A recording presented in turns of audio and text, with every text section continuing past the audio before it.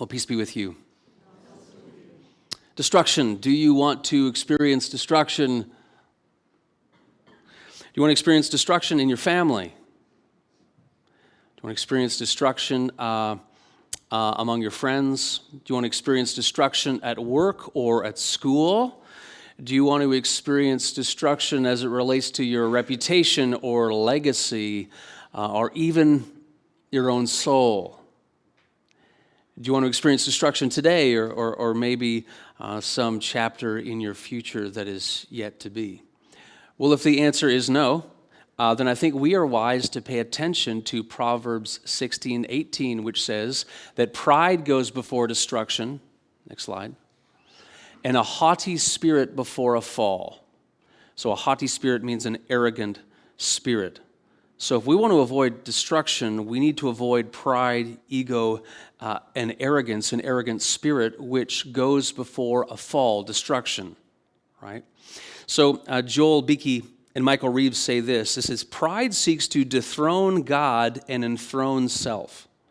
So think of your own heart and your mind. Pride seeks to dethrone God at the very center as your king and as your authority, and instead put your own selfish, me-first approach to life on that very same throne. So it's kind of a change in whoever is enthroned and the very intimate parts within you, right? Pride seeks to dethrone God and enthrone self. Now, why have I started like this? It's because we're going through the book of Esther, and this has really been a fascinating story so far. Today, we're going through chapters 5 to 7, and I'll give a bit of a recap shortly for those of you who maybe missed the last 2 weeks. But today we come across the story of the wicked villain Haman, and he actually is a real-life illustration of this point. Pride goes before destruction, a haughty, arrogant spirit before a fall, namely his. And so we are going to see that, and we're going to learn about that. But not only are we going to look at his example, we're also going to ask, okay, what can we learn from this so that we avoid destruction and rather flourish with the life God intends for us? We want to flourish with the life God intends to us. We don't want to experience destruction, right? So as we go through the text, I encourage you to take note of anything that is a sign or evidence of Haman's pride and arrogance, okay? Maybe you've got a Bible you want to underline or highlight. Maybe you've got the Westminster Church app. Maybe you just want to make a mental note. Okay, that's evidence. That's a sign of Haman's downfall. Of his pride. Okay, so quick recap of the first 4 chapters. So we began, as you recall, in the ancient Persian court under King Ahasuerus in the 5th century, also called King Xerxes. After a long and surely torturous process, Esther, a young Jewish woman, was promoted to queen. Esther was the adoptive daughter of a man named Mordecai. Mordecai uncovered a plot to assassinate the king, as you recall. One day, the king makes a law that people should bow to someone who he has promoted to the second in command in the kingdom, a man named Haman. Turns out that the ancestors of Haman and Esther's adoptive father Mordecai are ancient enemies, right? So Mordecai refuses to bow to Haman. Haman devises a plot to kill not only Mordecai, but all Jews. And he does this by getting the very powerful, influential, and impressionable King Ahasuerus to pass a law to this effect. Mordecai urges Esther to use her influential position as queen to get the king to change his mind. But this will be a risky business because you cannot go to the king unless he invites you. But she agrees.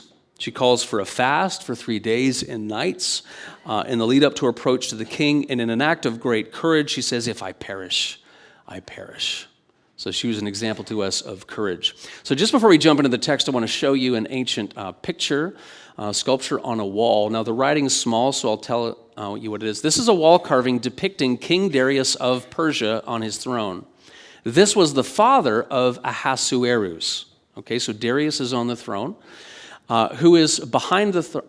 Ahasuerus is behind the throne since he is next in line to the king. So the person standing right behind the king will be king one day. That's Ahasuerus, who is the king in the book of Esther. Note that Darius is holding that royal scepter, right? So if he points it to you, you may come, and people approach the throne with reverence. Okay, I just thought that was a really kind of fascinating piece from archaeology and history. So that said, let us open our Bibles to Esther chapter 5, reading from the ESV. Let's jump right into this very compelling story. On the third day, remember the 3 days of the fast? On the third day, Esther put on her royal robes and stood in the inner court of the king's palace, in front of the king's quarters, while the king was sitting on his royal throne inside the throne room opposite the entrance to the palace. Now pause. We know the end of the story. And so we're like, oh, it's going to work out. But we have to recall that in that moment, Esther did not know. And so think of how scared she must have been right in this very moment. Like this could be her last day on earth. Karen Jobs, in her commentary, says that the threat of death and the hope of life are equally present. Threat of death, hope of life, equally present in this moment. Verse 2, and when the king saw Queen Esther standing in the court, she won favor in his sight. Big relief, exhale. And he held out to Esther the golden scepter that was in his hand. Then Esther approached and touched the tip of the scepter. And the king said to her, what is it, Queen Esther? What is your request? It shall be given you even to the half of my kingdom. Now, this is not literal. This is an expression. It comes up also, by the way, King Herod, if this sounds familiar, King Herod uses this in the New Testament. It basically communicates, I'm in a generous mood, right? It communicates his generosity. Verse 4, and Esther said, if it please the king, let the king and Haman come today to a feast that I have prepared for the king. Then the king said, bring Haman quickly so that we may do as Esther has asked. So the king and Haman came to the feast that Esther had prepared. Now, why this feast? So we don't really know. Remember that Esther has fasted and prayed for 3 days, as have the other Jews in Susa and her own maids. So maybe this is a part of the plan that God has revealed to her. Either case, verse 6, and they were drinking wine after the feast. As they were doing so, the king said to Esther, what is your wish? It shall be granted to you. And what is your request? Even to the half of my kingdom, it shall be fulfilled.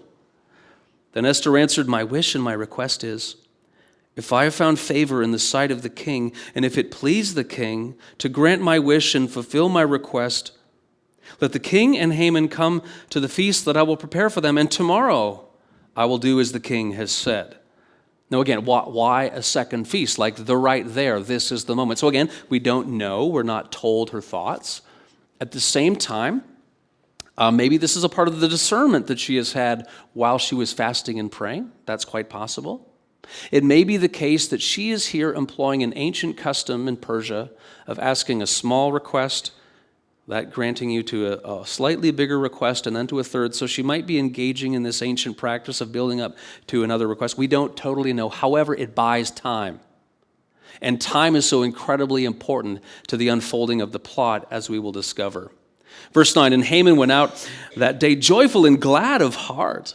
But when Haman saw Mordecai in the king's gate, that he neither rose nor trembled before him, he was filled with wrath against Mordecai. Nevertheless, Haman restrained himself and went home, and he sent and brought his friends and his wife Zeresh. And Haman recounted to them the splendor. Okay, remember how I said keep track of signs or evidences of Haman's pride? And Haman recounted to them the splendor of his riches, the number of his sons, all the promotions with which the king had honored him, and how he had advanced him above all the officials and the servants of the king. Then Haman said, even Queen Esther, let no one but me come with the king to the feast she prepared. Tomorrow also I am invited by her together with the king. Yet all this is worth nothing to me so long as I see Mordecai the Jew sitting at the king's gate. Then his wife Zeresh and all his friends said to him, let a gallows 50 cubits high be made, and in the morning tell the king to have Mordecai hanged upon it. Then go joyfully to the king, with the king to the feast. This idea pleased Haman, and he had the gallows made. Now, a quick note historically, so when we hear gallows today, we think like noose and stuff. That's not what's envisioned here. Really, a gallows in this context is simply a very tall pole, and the person is bloodily impaled on the pole. And if it's high, it's part of the function is to, well, not only to kill the person, but it's a public shaming. So other people can see, hey, look at this consequence that will happen to you. So the height, what we would say today, is 75 feet. That is so high, right? That is so high. Now, is it just 75 feet on its own? It might be on a hill and the total height is 75 feet. We don't know. But I think here we're supposed to see something else that's going on. The height of the gallows is the height of Haman's pride. Okay, look at how tall it is. The stature of the gallows is the stature, the measure of his own pride. Okay, chapter 6. So on that night, the king could not sleep, and he gave orders to bring the book of memorable deeds, the chronicles, and they were read before him, for the king. He's trying to lull himself to sleep with the royal records, right? And it was found written how Mordecai had told about Bigthana and Teresh, two of the king's eunuchs who guarded the threshold and who had sought to lay hands on King Ahasuerus. Okay, so oh right, there was that assassination plot way back that we learned about at the end of chapter 2 that Mordecai helped foil. Verse 3, and the king said, what honor or distinction has been bestowed upon Mordecai for this?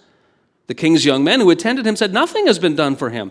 Now, when you track along with the chronology of the story, that was 5 years ago. 5 years ago, Mordecai saved the king's life from this assassination attempt, and nothing has been done to thank him. And the king said, who is in the court? Right, he hears something. Now, Haman had just entered the outer court of the king's palace to speak to the king about having Mordecai hanged on the gallows that he had prepared for him. Oh, what timing. And the king's young men told him, Haman is there standing in the court. And the king said, let him come in. So Haman came in, and the king said to him, what should be done to the man whom the king delights to honor? And Haman said to himself, now here we're getting into Haman's thoughts, whom would the king delight to honor more than me? And Haman said to the king, for the man whom the king delights to honor, let royal robes be brought, which the king has worn, and the horse and the king that the king has ridden, and on whose head a royal crown is set. And let the robes and the horse be handed over to one of the king's most noble officials. Let them dress the man whom the king delights to honor, and let them lead him on the horse through the square of the city, proclaiming before him, thus shall it be done to the man whom the king delights to honor.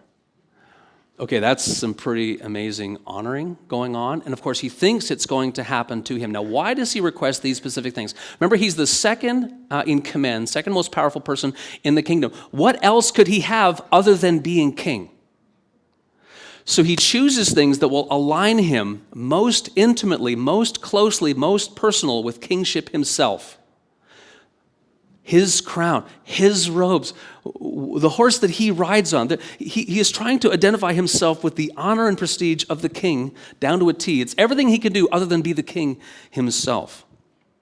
Then the king said to Haman, verse 10, hurry, take the robes and the horse as you have said, and do so to Mordecai the Jew, who sits at the king's gate. Leave out nothing that you have mentioned. Surely Haman is seething at this point. So Haman took the robes and the horse, and he dressed Mordecai and led him through the square of the city, proclaiming before him, thus shall it be done to the man whom the king delights to honor. Okay, I'm sure he acted, much more. I'm sure he acted, as he should have, but my tone of voice there was to show you surely what was in his heart. Then Mordecai returned to the king's gate, but Haman hurried to his house mourning and with his head covered. And Haman told his wife Zeresh and all his friends everything that had happened to him. Then his wise men and his wife Zeresh said to him, if Mordecai, before whom you have begun to fall, is of the Jewish people, you will not overcome him, but will surely fall before him. Thanks for the support. Could you have told me that ahead of time? While they were yet talking with him, the king's eunuchs arrived and hurried to bring Haman to the feast that Esther had prepared. Chapter 7. Okay, I want to say a word about the timing here. Remember, we're like, okay, what's the deal with the feast and then the second feast? We've been going through this series, and I've been asking us to think about the importance of providence and the timing. This is God's invisible hand, right, working through all the details. Just think of all the things that have happened, okay? Providence. There was a delay with the second banquet. The king just so happened to not be able to fall asleep. Coincidence? Just so happened that he had the royal records read. Just so happened that they came across the story of Mordecai. Just so happened that Haman later left and he went by Mordecai and became enraged that he would not bow. Just so happened that he had time to build the gallows. Just so happened that the king was thinking about rewarding Mordecai just when Haman came in the gate. Coincidence? Okay? All the timing, it's coming together.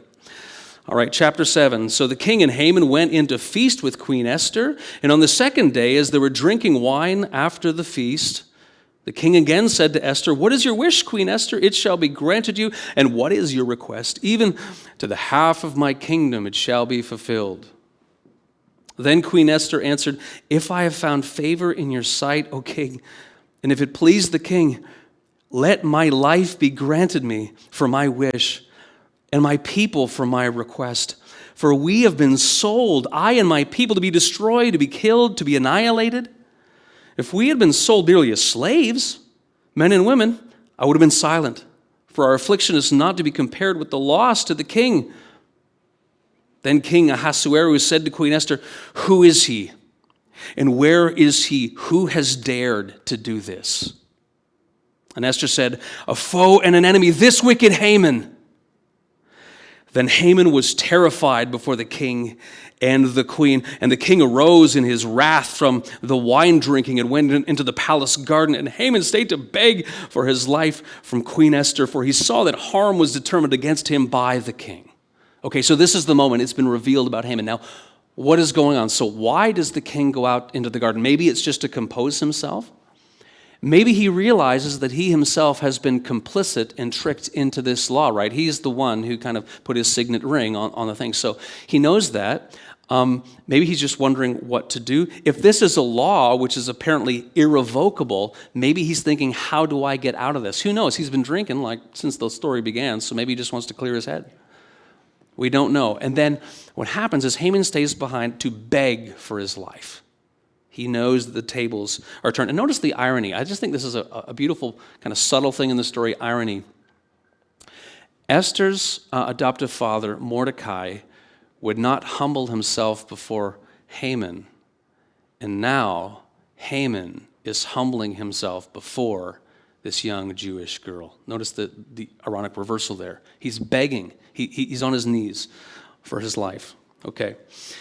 And the king returned from the palace garden to the place where they were drinking wine as Haman was falling on the couch where Esther was. And the king said, "Will he even assault the queen in my presence, in my own house?"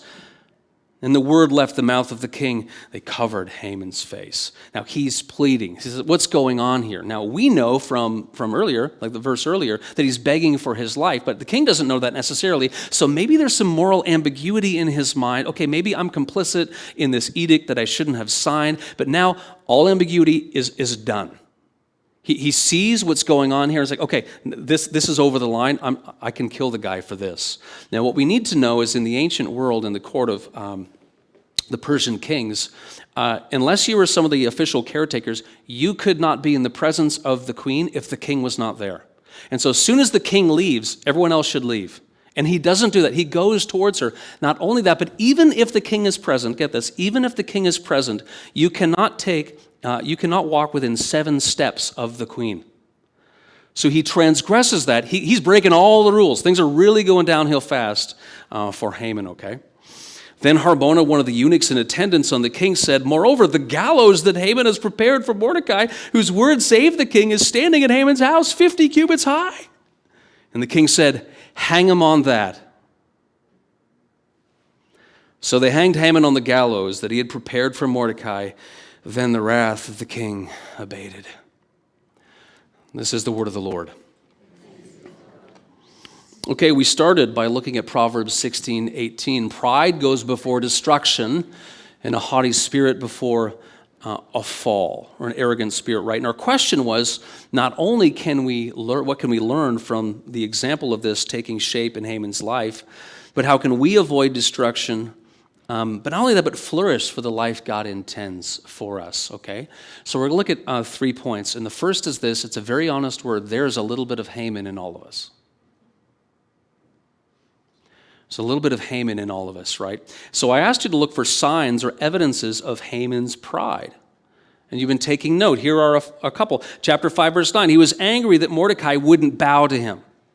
Verse 11, he recounted the splendor of his riches, the number of sons, his promotions, how he advanced more than others. Verse 12, he was happy that only he was invited to the banquet. Verse 13, he was not able to enjoy his blessings because of someone else. Verse 14, he planned to kill someone for not bowing to him. Chapter 6, verse 6, he assumed that no one else could be honored more than him. He thought too highly of himself. And we need this reminder because there are times when that can happen to us as well. And we look at a story like this, we think, well, maybe there's a bit of Haman in all of us. Romans 3:23, all have sinned and fallen short of the glory of God. We have all sinned. We have all at certain points in thoughts, word, or deed had a me-first approach that we know best. Other people need to go after us. And when we do that, there's a little bit of Haman within us.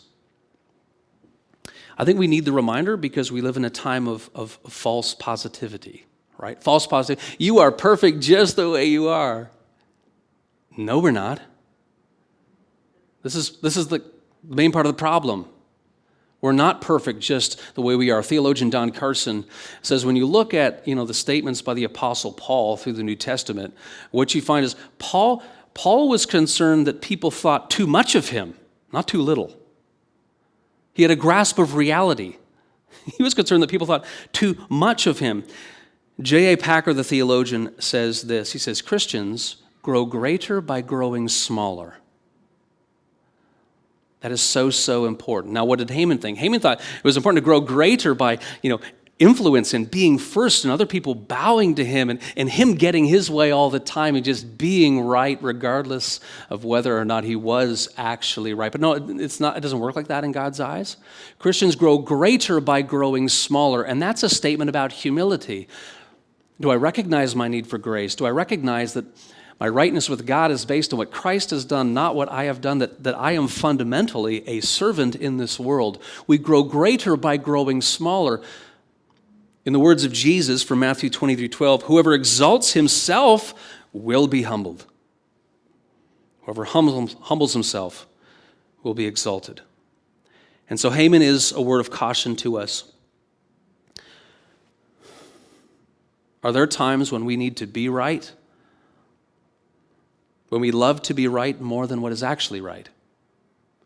There are times when we love to be right more than what is actually right. There are times when we put ourselves first when the will of God should be first. Here's the second. Satan's greatest ally is ego. Pride is the primary sin. All other sin derives from pride, ego, and arrogance, right? So our God-resisting egos can be a tool of the enemy. If pride is really dethroning God in our hearts and minds and enthroning the self, if that's what ego is, that's exactly what Satan wants, because he's able to get his agenda within us if we're just being selfish all the time, as opposed to being Christ-like all the time, right? So think of a spy in a war. So a spy in a war, and the other side thinks that spy is one of them, but the spy is really working for the other side, taking information and helping who seems to be the enemy, right? And so if you think of that, perhaps the enemy, capital E enemy, is having some success with a spy on our insides named ego working against us, not for us. Third, be humble at the foot of a love-soaked cross. Now, two wise and faithful men were being interviewed, and these were men, and they had spent years of teaching and servanthood, and they'd given to charitable causes, and so they were quite well known. They had a great reputation for their servanthood, and they were just those people who were salt of the earth, down to earth, that didn't let it get to them.